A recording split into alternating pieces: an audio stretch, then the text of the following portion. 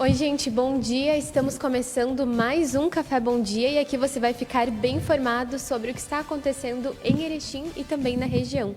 Do meu lado, Natan Bretenbach e também Daniele Marek. Bom dia, gente.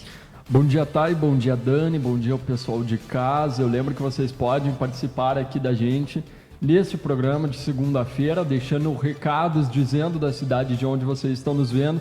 Também marque seus amigos, compartilhe aqui o Café Bom Dia. Bom dia, Dani. Bom dia, pessoal. Para vocês que também estão nos assistindo, a gente inicia a segunda-feira trazendo as primeiras informações para o seu dia. E agora nós iniciamos falando de segurança. Neste fim de semana nós tivemos diferentes acidentes e um deles que eu vou falar está aqui no nosso site. São informações apuradas pelo nosso repórter Alan Dias, que um acidente infelizmente deixa uma vítima fatal e 3 feridos na ERS 135 em Erebango. Conforme as informações, uma pessoa morreu e 3 ficaram feridas em um acidente de trânsito registrado no começo da madrugada deste domingo na ERS 135 em Erebango. Conforme as informações, a ocorrência foi registrada por volta da 1 da manhã e envolveu um Gol placas de Floriano Peixoto, que teria saído de Erechim e no quilômetro 65 da rodovia, na curva, antes de acessar a reta, a área indígena saiu da pista e colidiu contra árvores. O pelotão rodoviário da Brigada Militar atendeu a ocorrência e acionou o Corpo de Bombeiros Militares de Erechim e as ambulâncias do SAMU de Getúlio Vargas e Erechim. No local, os socorristas encontraram 2 casais no veículo. Um deles foi encaminhado para atendimento médico na Fundação Hospitalar Santa Terezinha de Erechim e a mulher, identificada como Mônica Fátima Pezzini, de 37 anos, não resistiu aos ferimentos e faleceu. O outro casal foi levado para o Hospital São Roque de Getúlio Vargas. Fica aí essa ocorrência, né? Muitos acidentes neste fim de semana e esse é um deles que infelizmente aí deixou uma vítima. Vamos falar de um tiroteio em um restaurante que deixou 2 mortes em Jabuticaba, no norte do Rio Grande do Sul. Uma das vítimas, inclusive, é um policial civil. A gente logo mais vai ter imagens para colocar para você entender um pouquinho melhor este fato. 2 pessoas morreram na noite deste domingo após uma troca de tiros em um restaurante nessa cidade que se chama Jaboticaba, na região norte do estado do Rio Grande do Sul. A ocorrência foi registrada na rua Fiorello e Stefanello por volta das 21 horas. Segundo a comandante da 14ª Delegacia de Polícia Regional, Aline Deck, uma das vítimas era um comissário da corporação. Ele foi identificado como Fabiano Ribeiro de Menezes, de 51 anos. Alvo de ao menos 2 disparos, o policial civil chegou a ser encaminhado ao hospital do município, mas não resistiu aos ferimentos. A outra vítima foi identificada como José Antônio Rocha Monteiro, de 53 anos, e também morreu no local.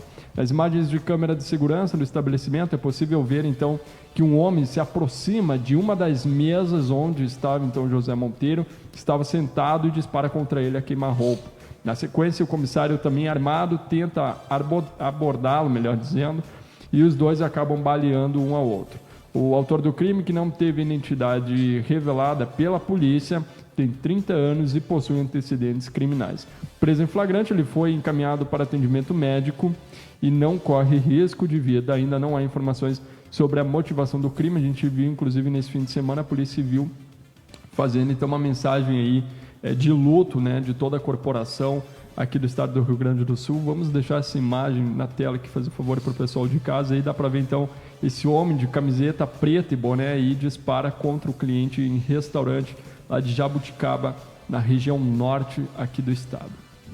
Seguindo a pauta sobre segurança, na tarde de ontem, domingo, a polícia do Paraná identificou o suspeito pela morte do professor universitário Robson Paim, aqui, que era professor universitário da Universidade Federal da Fronteira Sul, e identificou o possível suspeito com o nome de José Tiago Correia Soroca, pelo assassinato de jovens em Curitiba e também, possivelmente, o caso recente em Abelardo Luz, relacionado ao professor universitário Robson Paim.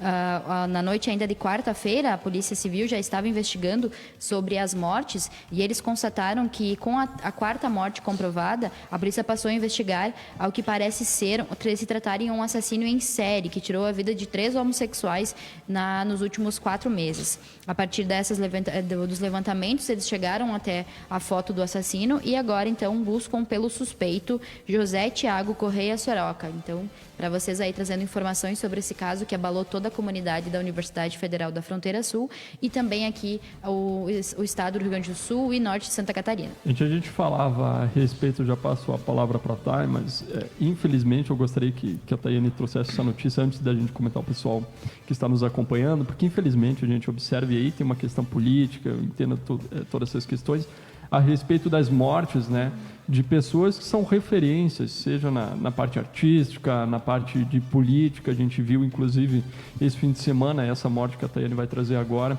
o governador do Rio Grande do Sul lamentando a mesma, né, porque era enfim, uma referência aí na parte de política também, e que o governador Eduardo Leite mantinha contato, que foi a morte do prefeito de São Paulo, né, Tayane?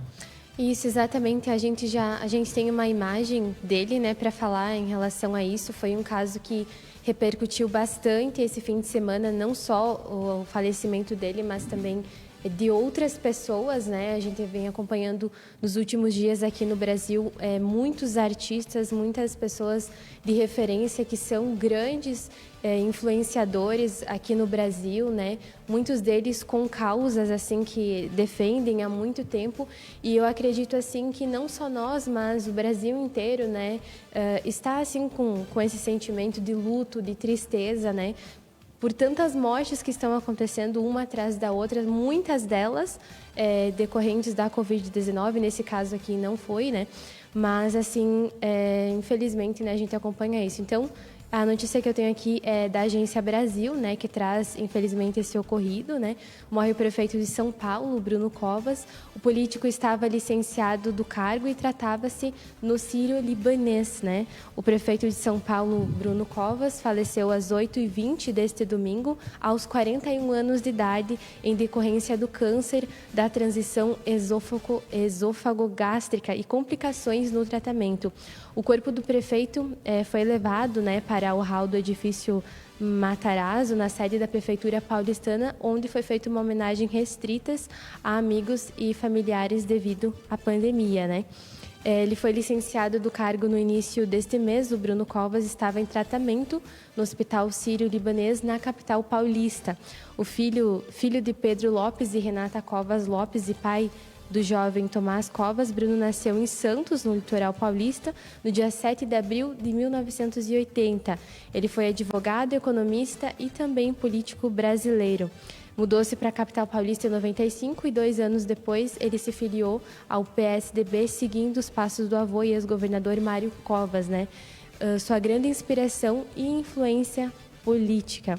No partido, ele chegou a ser presidente estadual e nacional da juventude do PSDB e ocupou cargos na executiva estadual. A carreira dele começou em 2004, quando ele se candidatou a vice-prefeito da sua cidade natal. 2 anos depois, ele foi eleito deputado estadual na Assembleia Legislativa de São Paulo e reeleito para o mesmo cargo em 2010, com mais de 239 mil votos, sendo o mais votado daquele ano.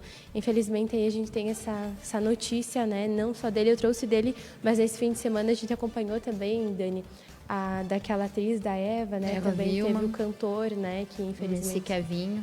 Esse final de semana a gente teve bastante perdas em relação às figuras públicas aqui brasileiras, e ressaltar o caso do Bruno Covas. Ainda na eleição do ano passado, ele já estava se tratando, né? Então ele fez todo o percurso ali para as campanhas já em tratamento. Alguns candidatos também pautavam isso quando nas suas campanhas, dizendo que o Bruno estava se tratando, como ele ia fazer caso, né, piorar a situação. Então a gente viu nesse final de semana bastante figuras políticas se manifestando em relação às melhoras, né? Porque ele teve uma melhora na quarta-feira da semana passada, porém depois aí a gente viu que o caso dele era irreversível. Então aí as autoridades já começaram a trabalhar com a possibilidade de um falecimento do prefeito, né?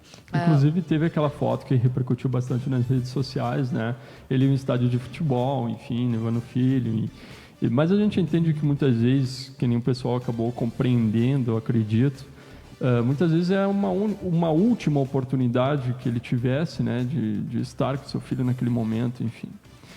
Vamos falar da Polícia Federal, que investiga a corrupção na aquisição de materiais médicos hospitalares em uma cidade a cerca de 70 quilômetros de Erechim, Passo Fundo. O principal investigado teria recebido indevidamente R$1,5 milhão, considerando apenas os procedimentos realizados através da rede pública. Essa informação que está no portal G1, ela diz o seguinte: a Polícia Federal fez essa operação na quinta-feira contra crimes de corrupção passiva, corrupção ativa e sonegação tributária na aquisição de material médico hospitalar para a realização de cirurgias através do SUS em hospitais de Passo Fundo e na região norte aqui do estado.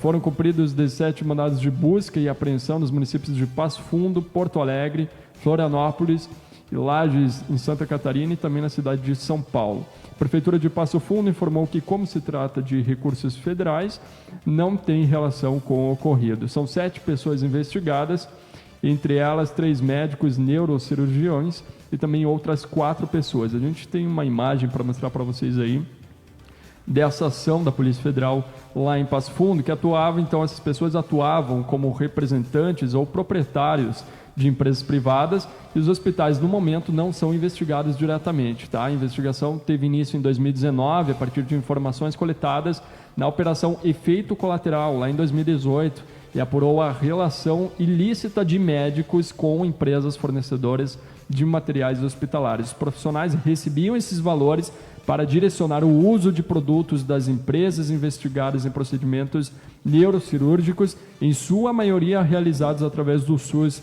As comissões pagas aos suspeitos variavam de 20% a 25% dos valores dos produtos utilizados nas cirurgias. Então, está aí essa informação para você, a Polícia Federal, que investiga agora essa corrupção na aquisição de materiais médicos hospitalares em Passo Fundo, também aqui no norte do estado. Tayane, tem o pessoal já acompanhando a gente?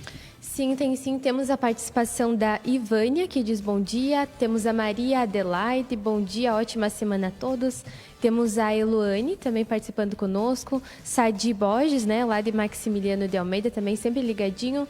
A Rose Chiarello, bom dia. A Neuza, bom dia. Estou assistindo de Porto Alegre, olha só, que legal. Sim. A Alessandra, né, também bom dia, boa semana a todos. Cirlei, a Roseli também, bom dia, né? Ela comenta em relação às notícias que a gente comentava antes. Bom dia, muito triste, né? Esta perda, né, do prefeito. Muitas pessoas também curtindo aqui, né? O Café Bom Dia. Aqui temos a Marlene, a Inês, a Ilse, a Silvana, a Vande, Cláudia, a Cirlei, a Alessandra. Temos a Rose, Jussara, a Tânia, a Eluane, Fernando e Ivânia. Muita gente aqui curtindo aqui o Café Bom Dia. A gente lembra que a participação de vocês é muito importante, né, para nos fazer companhia, comentar as notícias e também dizer o que você está achando aí de tudo que está acontecendo. Logo mais a gente vai falar do clima, né, melhor dizendo, do tempo. Será que vem chuva? Será que permanece o frio? Vamos de mais notícias por enquanto, né, Dani? Informações agora sobre a questão da vacinação aqui no Rio Grande do Sul. A nova remessa da Coronavac deve imunizar todos com a segunda dose atrasadas aqui no estado, diz o secretário da Saúde. Próximo lote deve chegar ao estado nesta terça-feira, dia 18, projeta o governo estadual. Ao todo, 179.330 pessoas estão com o reforço vacinal pendente. Então, a gente comentava bastante nessas últimas semanas sobre essa indecisão em relação à segunda vacina. O pessoal que também já tinha feito a primeira vacina estava se questionando quanto tempo ia demorar para que a segunda fosse aplicada. Então, a partir dessa terça-feira, com esse novo lote, né, se espera que todos sejam imunizados pela segunda dose da Coronavac. E a gente ressalta, pela Coronavac. Ainda as outras, a gente não tem ainda uma estimativa, por isso que sempre se acompanha ali os boletins que a gente traz toda semana, todo dia, aqui no Café e também no jornal impresso e digital. Vamos falar da vacinação, portanto, aqui em Erechim. Então, a Secretaria de Saúde informou pacientes com comorbidades e que têm 35 anos e mais podem se vacinar com a primeira dose, então, da vacina contra a Covid-19 a partir de hoje, segunda-feira, dia 17. A gente tem uma imagem aí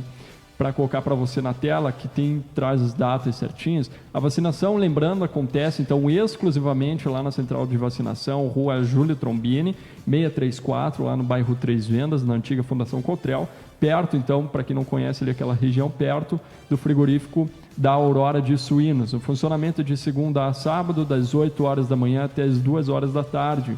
Atenção para a documentação, tá? Comprovante de residência, CPF, identidade, cartão do SUS, carteira de vacinação, também atestado ou receituário médico. Lembrando que o município de Erechim aguarda ainda a chegada de mais doses da Coronavac para completar essa imunização dos pacientes que estão em atraso também, né? Em breve, a Prefeitura vai divulgar mais informações, está então na tela, para você lembrar aí da vacinação.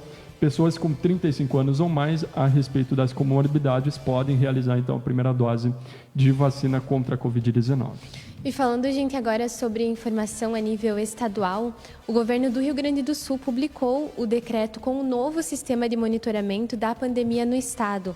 O sistema 3As de monitoramento entrou em vigor na meia-noite deste domingo e substituiu o modelo de distanciamento controlado usado ao longo de 2020. E este ano, onde aumenta o diálogo, de acordo com eles, com as prefeituras e se adequa ao novo momento, considerando também o ritmo da vacinação. O novo sistema de monitoramento mede indicadores que apontam os riscos de aumento da propagação e de colapso do sistema de saúde. As regras matemáticas não são pré-determinadas e uma equipe técnica representada pelo Grupo de Trabalho Saúde do Comitê de Dados do Governo do Estado vai ficar responsável por emitir avisos às regiões e alertas ao gabinete de crise, que poderá confirmá-las ou não. Boletins diários serão gerados, por regiões e disponibilizados no site oficial do sistema que estará disponível. Em situação de alerta, a região terá 48 horas para responder sobre o quadro regional da pandemia e terá que apresentar ali um plano de ação a ser tomado, como, por exemplo, adoção de protocolos mais rígidos, ações de fiscalização, entre outras iniciativas. Se o gabinete de crise considerar adequada a resposta da região, o plano de ação é imediatamente aplicado e a região segue sendo monitorada pelo gabinete de crise de saúde. Se o gabinete de crise não considerar adequada a resposta, o governo do estado poderá estipular ações adicionais a serem seguidas na região. A gente segue acompanhando aí, Dani, já estava sendo comentado antes essa possibilidade, das prefeituras terem mais autonomia, nessa questão de controle da pandemia. E agora a gente acompanha aí, então, um novo modelo, de distanciamento controlado, onde coloca os prefeitos com, digamos assim, com mais uma parte, uma grande parte da autoridade para conseguir controlar essa pandemia. E a gente vê muito que nos últimos dias, depois que foi liberado, então, que os bares voltassem a funcionar durante a noite, alguns empresários aqui da cidade também, reforçavam essa relação de que a gente precisa também ter um cuidado maior para que eles continuem trabalhando durante a noite. A partir desse novo protocolo instaurado agora, que os prefeitos, então, passam a ter autonomia para decidir sobre cada um, como vão seguir as normas aqui na cidade, a gente traz também mais informações para vocês em relação a isso, só que também a gente fala sobre a questão da conscientização, De nada adianta a gente ver aqui que a gente consegue flexibilizar de algum lado, consegue dar um passo a mais, se a população também não colabora em relação a isso. Então, mais uma vez, a gente reforça, a questão da não aglomeração. Um dos pontos importantes a ressaltar é a noite, A gente vê que os bares voltaram a funcionar, que os empresários precisam também, trabalhar. Então, cuidar sempre a questão da aglomeração, álcool gel, máscara, não ficar, respeitar os protocolos que os próprios bares das cidades estão colocando. Então, aquela questão de bom senso, Para toda a comunidade continuar andando, para a economia erechinense não parar, a gente precisa também ter esse olhar um pouco mais aprofundado para o nosso próprio eu, que, do nosso próprio eu também diz respeito a toda a parcela da sociedade como um todo. E infelizmente, na frente desses bares, restaurantes, as pessoas continuam permanecendo nas praças, sem a utilização de máscara. Eu não estou falando daquela família, assim, que vai com o pai, a mãe, enfim, filhos.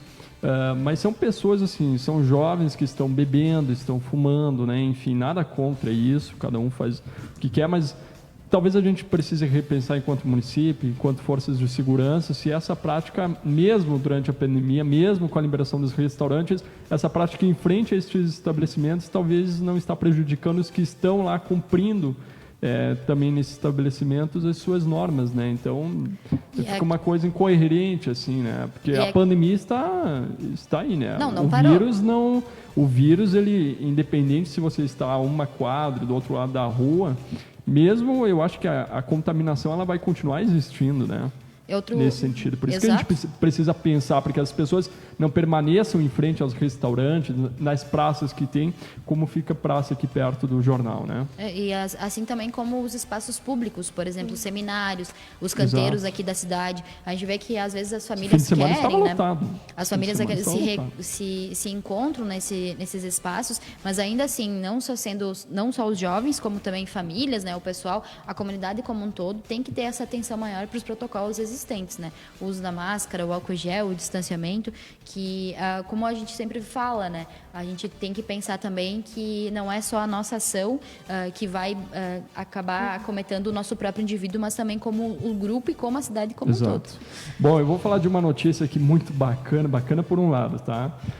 Uma vítima engana golpista e sai no lucro após uma tentativa de golpe no WhatsApp. Olha que loucura isso, né? A gente vê na internet é uma multidão assim de espertalhões, né? E grande parte desses golpes que acontecem são dos próprios presídios, né? São dos presidiários desapenados. Então vamos ver aqui o que diz essa informação. Muito tem se visto nos últimos meses, tá? Um golpe no qual os criminosos clonam o WhatsApp, tá? E se passam pela vítima pedindo dinheiro aos contatos. Para quem faz a utilização do WhatsApp, eu acho que a grande parcela da população que está nos assistindo sabe, ou se não é de conhecimento vão saber agora, que o WhatsApp ele tem uma função que você permite colocar um código, né? Criar uma verificação em duas vias, né? Em duas etapas, melhor dizendo. Mas mesmo assim a polícia já está investigando que tem crime, os criminosos estão usando engenharia digital, como a gente conhece, para burlar esse sistema, para fazer com que a pessoa coloque esse código e permita a utilização dessa, por parte desse criminoso, nessa rede social que é o WhatsApp, né? Então, isso aconteceu com a Jéssica Bernardo na última semana, tá? Ao entrar no WhatsApp, a usuária foi abordada por uma amiga, né, pedindo R$ 980 emprestados via Pix, tá? Mas nesse caso, o tiro saiu pela culatra, digamos assim, né? Ao ser abordada pelo golpista, a Jéssica disse que passaria o valor, mas precisaria de crédito, né? Então, tu imagina a amiga mandando lá, ela achou que na inocência fosse amiga, mas o papo foi desenvolvendo ali, e daí ela percebeu que realmente era um golpista. E o que ela fez? Ela foi muito esperta. Não, eu te coloco, mas eu preciso que antes você me coloque crédito, porque eu estou sem internet, não posso depositar no Pix, né? E aí o que ele fez? Não, então é para o golpista, né, na sua bondade, entre aspas, não, mas então é para colocar nesse próprio número aqui o crédito, isso, né? Coloque R$20. Aí o criminoso foi lá, fez o depósito para o crédito, né, dela, para que ela tivesse internet, mas na verdade ela já sabia que era o criminoso e acabou passando um trote nele, né? Então a gente vê aí que ele ficou no prejuízo. E que bom, né? Que bom que a gente também... E eu peço para que as pessoas de casa não deixem assim... tem muita gente que tem medo de ir à polícia fazer o registro, o boletim de ocorrência, que inclusive agora pode ser feito online. Durante a pandemia, a pessoa não precisa nem deslocar até a delegacia, né? Então, nesses casos, é sempre importante fazer no WhatsApp a verificação em 2 etapas, tá? E assim, qualquer tipo de papo suspeito, aquele amigo ou amigo que você sabe que ele não ia pedir isso ali pelo WhatsApp, que ele ia conversar contigo, né? Não dê nenhum tipo de informação, seja o número de CPF, seja de depósito, né?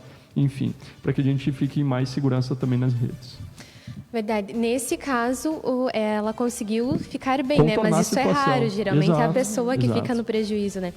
Gente, eu tenho uma informação aqui que é em relação à agricultura, que tem um fungo que está atingindo a banana, né? Essa informação aqui é do G1, é uma doença chamada raça 4 tropical. Alcançou ao menos 18 nações em 4 continentes, né? Provocando perdas em plantações. Ela ainda não está no Brasil, mas pode chegar à Colômbia e ao Peru nos últimos 2 anos, né? E o país aqui ficou em alerta, né? O Brasil é o quarto produtor de banana do mundo, depois da Índia, da China e também da Indonésia. E destina praticamente toda a sua colheita para o mercado interno, exportando apenas 1%. Por ano, o setor fatura cerca de 13,8 bilhões, sendo a banana a fruta mais produzida no Brasil, atrás somente da laranja, de acordo com os dados do Ministério da Agricultura. Atualmente, então, o Brasil está acompanhando com atenção a chegada desse fungo, né, na fruta em países vizinhos aí nos últimos 2 anos, né, que já está se alastrando. De acordo com as informações, trata-se da raça 4 tropical, provocada por um fungo que causa a morte das plantas de bananeira por atacar os seus vasos no caule, mas que não faz mal para os humanos, né? Por não contaminar o fruto. Essa doença, então, ela já atingiu pelo menos 18 países em 4 continentes, né? A Ásia, a Oceania, a África e a América do Sul. E por ter esse alcance, ela tem se usado cada vez mais o termo pandemia, né? Entre aspas, para se fazer uma analogia ao fenômeno, né? Então, o Brasil aqui acompanha essa chegada, né? Já estão alertando em relação a esse fungo. A gente tem que ficar atento, porque com certeza é algo que vai afetar, aí, de certa forma, também a nossa economia, né? A nossa exportação de frutas e tudo mais. Exato. A Helena Allman comenta o seguinte, aquilo que a gente havia discutido anteriormente: no final da Avenida Maurício Cardoso, os jovens passaram o tempo todo sem máscaras e se aglomerando, infelizmente, né? Jacir Martarello comenta: bom dia, feliz semana para todos nós, obrigado igualmente. O Laurindo da Rosa também manda bom dia. Obrigado a todos vocês que estiveram nos acompanhando. A gente tem rapidamente, tá aí, a informação a respeito do tempo, se permanece o frio, se vem a chuva, só para a gente encerrar. Temos sim, então aqui de acordo com a SOMAR Meteorologia, né, nesta segunda-feira teremos o predomínio do sol apenas com pouca variação de nuvens. Embora nós estamos, dá-se a impressão que vai chover, né, um clima um dia mais escuro, mas de acordo com os dados a previsão é de tempo firme, né? Hoje temperaturas um pouco mais agradáveis, né? Tem pessoas que já estão sentindo uma sensação de um certo abafamento, né? Mínima de 10 graus, máxima de 22 e a princípio não há previsão de chuva. Muito bem, eu me despeço por aqui agradecendo vocês duas, agradecendo ao pessoal de casa. Amanhã a gente se encontra neste mesmo horário aqui no Café Bom Dia. Tenhamos um ótimo início de semana. Obrigado. Bom dia, Natan. Bom dia, Dani. A você de casa também. Nosso muito obrigado. Eu também vou ficando por aqui. Amanhã estamos de volta com mais informação, mais Café Bom Dia, Dani. Bom dia para vocês, para o pessoal de casa também. A gente espera que vocês tenham uma ótima segunda-feira e amanhã, a partir das 8h30, a gente te informa sobre as primeiras informações do dia. Até lá.